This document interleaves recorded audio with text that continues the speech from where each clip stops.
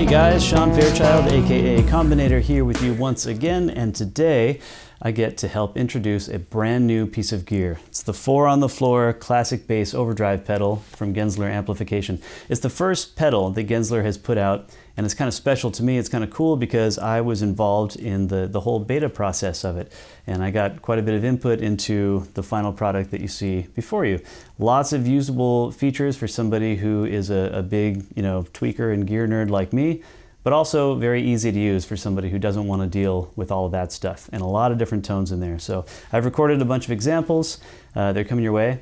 Have a listen, see what you think.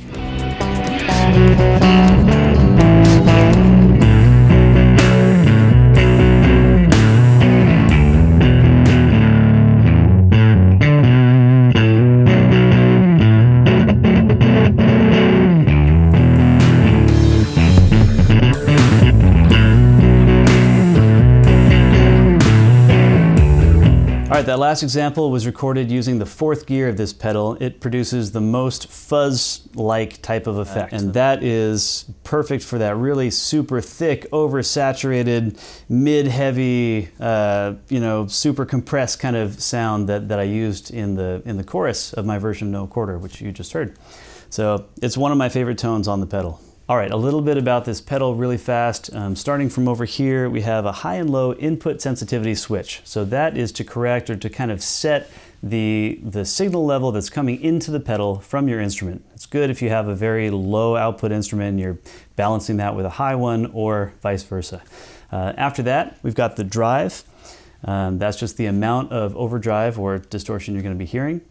Then we've got the clean and drive volumes, actually drive first and then clean. So these are continuously variable between no output at all and full boost. So you can control not only the blend between them, but obviously the total output volume of the pedal itself. After that, we have the drive select. That's basically the type of distortion, the kind of algorithm of the different kinds of distortion this pedal offers. These two controls here are kind of what really differentiate this for me. It's a variable low pass and a high pass filter. What this allows you to do is filter the fundamental frequencies. This is one way of using it. You could filter the fundamental frequencies out of the distortion circuit by setting this high pass filter up. The bottom all the way down here is 30 Hertz. You can set it at 75 or 100 or something like that. Leave all of your fundamentals alone and undistorted.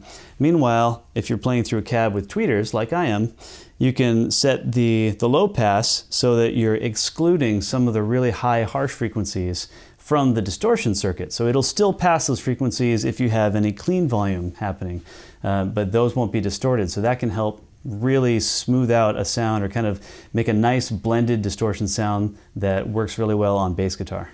This next example uses drive gear 3. It's a little bit cleaner sound than the last one you heard. I've played around with the settings to make the articulation stand out a little bit more without getting too messy on the high end or too muddy on the low end.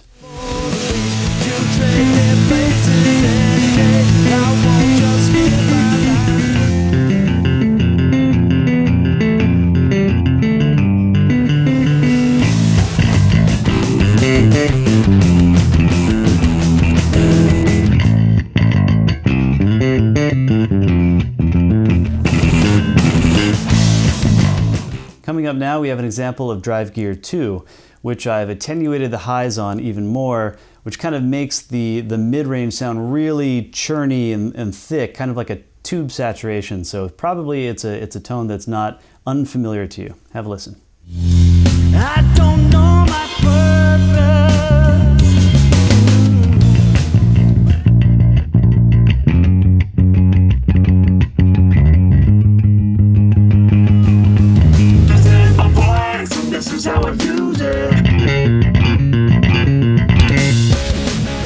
All right, this next example uses one of my favorite all-time recordings for distorted bass sound. It's on my song Juggernaut. This is sort of the prog metal breakdown. And what you're gonna hear, this was with Drive 2, I believe.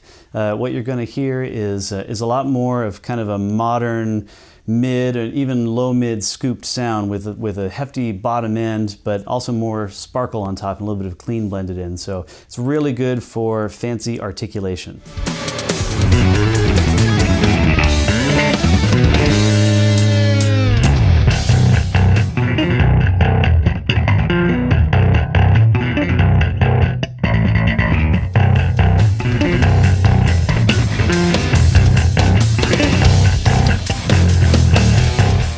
Last but not least, we have an example of the type of tone that I reach for most often when I'm kicking on a bass overdrive.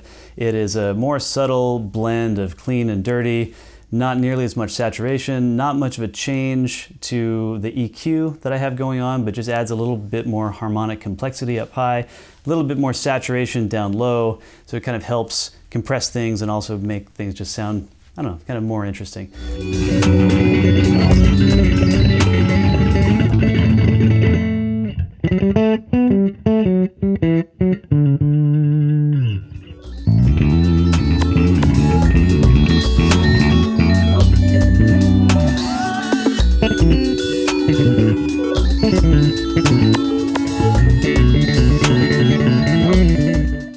So it's a very versatile pedal.